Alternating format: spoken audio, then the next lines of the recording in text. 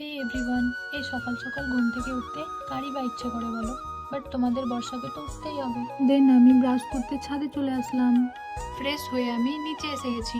যেহেতু আমি সকালে চা খাই না, তাই বিস্কিট খেয়ে নিলাম। তারপর আমি বিছানাটাও ঠিক করে নিলাম।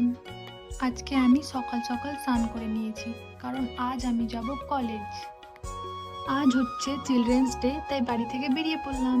আমি এখন টোটোতে উঠে গেছি, আর টোটোতে উঠলে একটাই প্রবলেম, চুল ঠিক থাকে না। যাই হোক, তারপর আমি ফেসে গেলাম জাম্পে। এখন আমি টোটো থেকে নেমে গেছি।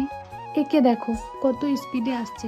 এমনিতেই আজকে আমরা লেট হয়ে গেছি। আমরা কলেজ যাবার জন্য আবারও টোটোতে উঠে পড়লাম। আর এই বাচ্চাগুলো ওদের স্কুল থেকে আসছিল, প্রোগ্রাম থেকে। দেন আমরা পৌঁছে গেলাম কলেজ। আমার দুটো বান্ধবী চলে আসছে, দেখো আমার জন্য কলেজে ওয়েট করছিল। দেন আমরা চারজন মিলে চলে আসি ক্লাসে এসে আমরা নিজেদের আউটফিট চেক করছিলাম। তারপর স্টার্ট হয়ে যায় ডান্স।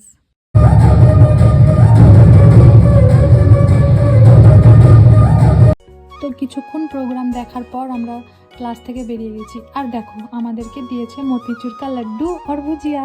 দেন আমরা চলে আসলাম বিরিয়ানি খেতে। আমার কিন্তু বিরিয়ানি অনেক ফেভারিট। তোমাদের কার কার ফেভারিট গাইস আমাকে কমেন্টে অবশ্যই জানিও। বিরিয়ানি খেয়ে আমরা বেরিয়ে পড়লাম পার্ক যাওয়ার উদ্দেশ্যে।